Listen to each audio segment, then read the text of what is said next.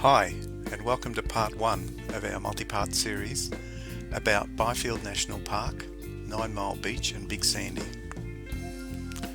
As a drone photography company, we're lucky enough to get to go to some pretty special places, and this is one of them. We absolutely love this spot and we hope you will too. So what I want to do is just give you an introduction in this part of how to get there and what to expect when you do. The first thing to think about is your vehicle. We have a G-Cube Patrol.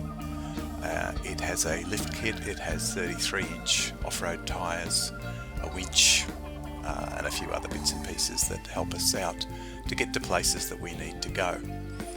If you're driving a standard four-wheel drive, it may not be enough to do this place. You do really need the extra height that a lift kit and big tyres are going to give you, and there are places where you're going to really need the extra grip as well.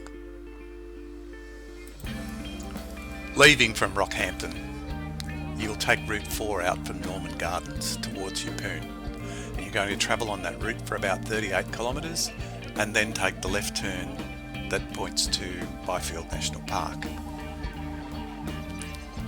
From the turn off, which is called Neils Road, you're going to travel around 40 kilometres up Preston Road and Woodbury Road all the way to the town of Byfield.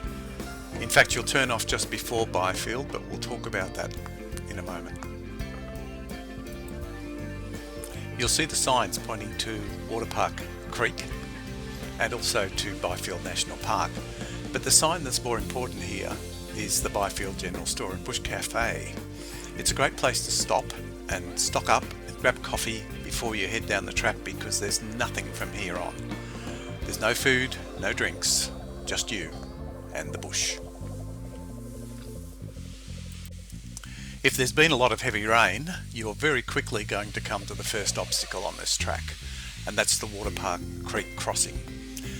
The first time we came here in early March, it was flooded, as you can see. It was a difficult crossing and marginal. The park had just reopened after being closed for over a week due to heavy rain, and this is a very fast flowing crossing that can get you in big trouble. So just be aware of this, take it carefully, check it out first before you drive through, because even if you get through this one, there are going to be other deep crossings along the way if there's water in this one. Although there's a designated spot at the base of Big Sandy before you start to climb up the dune to let your tyres down, we actually let our tyres down just past the Waterpark crossing, because the road through the forest here is very, very corrugated and it'll bounce you around all over the place. If you drop your tyres here to 18 pounds, you'll have a nice ride through, very stable, four-wheel drive, high range. It's a lovely drive, but with your tyre pressures fully inflated, it's not going to be a pleasant drive at all. The tracks through this part of the park are smooth gravel, lovely drive, woody, and just a very, very pleasant place. But there are some bumps around, and you will find some water crossings and some areas where the track gets quite bouncy. If there has been a lot of rain around, you will need to navigate these water crossings carefully, because they can be quite deep, although the bottom is pretty firm and you should get good grip.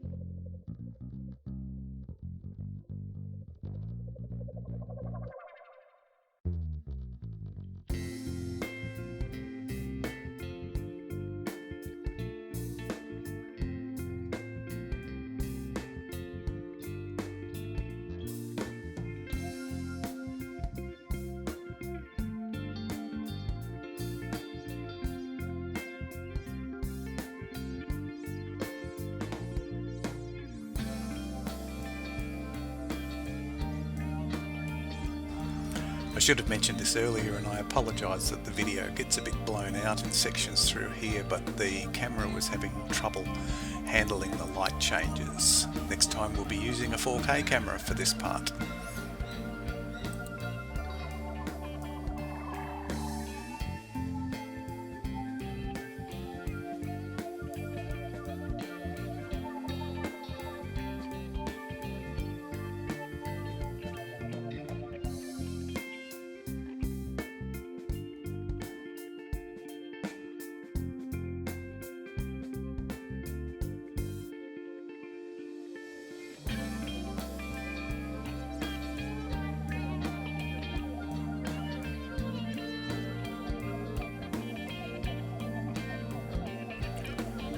If you're not in four-wheel drive low range already, now's a good time to switch down, because from here it starts to get deeper and tougher well before the car park for Big Sandy.